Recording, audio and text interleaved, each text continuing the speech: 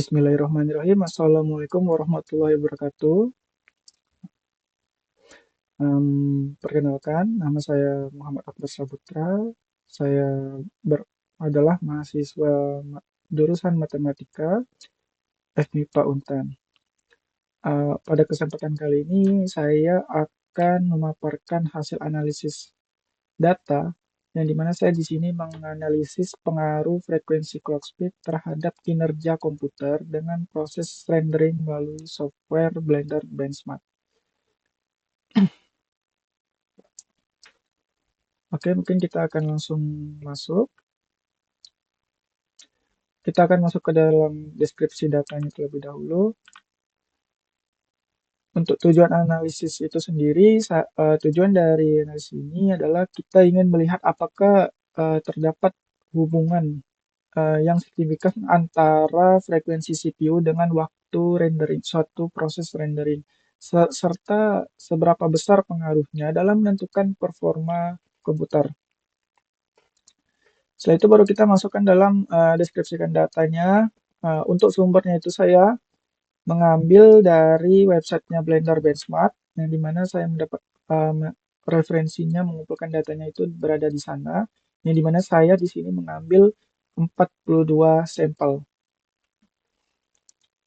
Setelah itu untuk variabel X-nya saya menggunakan pada frekuensi CPU-nya dengan satuannya gigahertz. Setelah itu baru variabel Y-nya atau dependent-nya waktu renderingnya dengan satuannya detik. Setelah itu kita masuk ke data observasinya. Ini dapat dilihat oleh teman-teman bahwa data yang saya paparkan bahwa ada yang paling kecil itu ada di 2 Hz, juga yang paling tinggi itu berada di 4 Hz.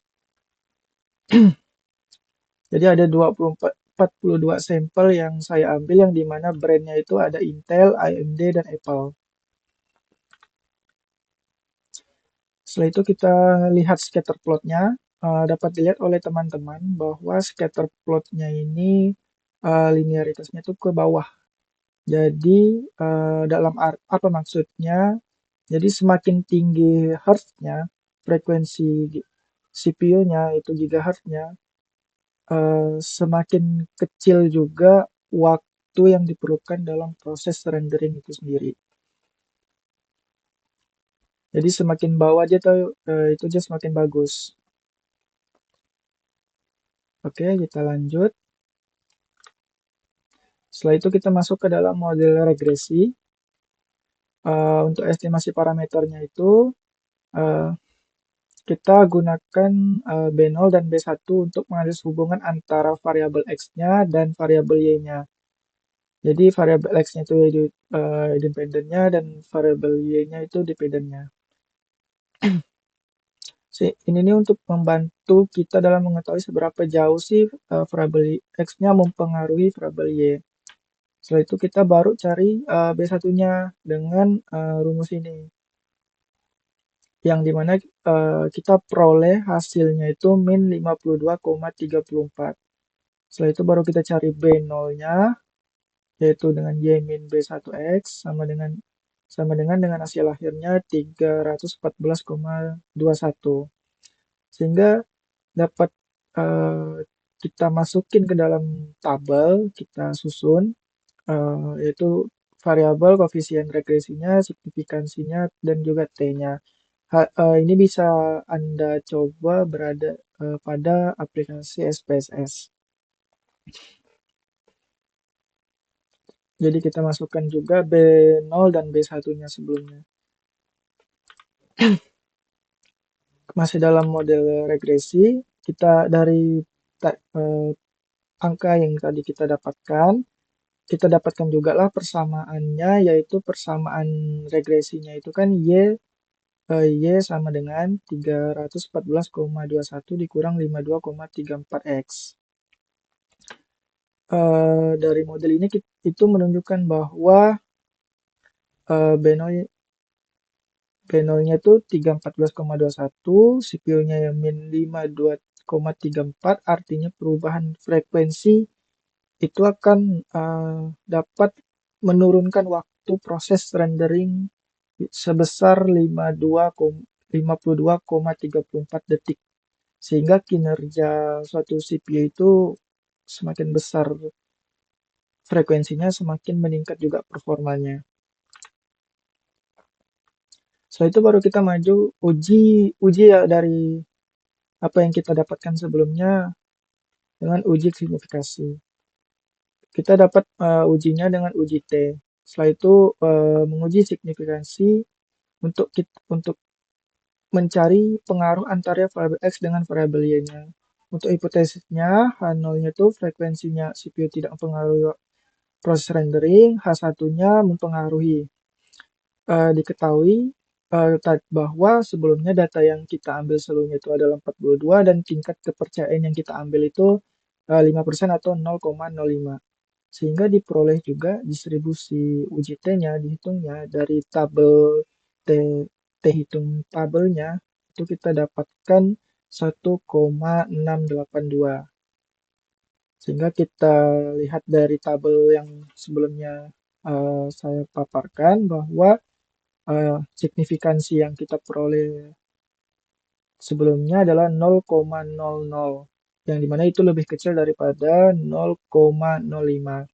Dan juga untuk nilai T hitungnya itu min 17,020, lebih kecil dari 1,682 ya.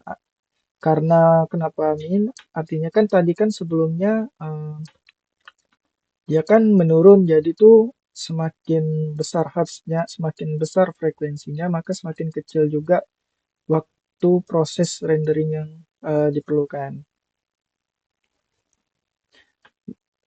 Jadi itu frekuensi CPU itu berpengaruh negatif dan signifikan terhadap proses rendering. Artinya, semakin tinggi frekuensi CPU, maka proses rendering yang diperlukan semakin sedikit.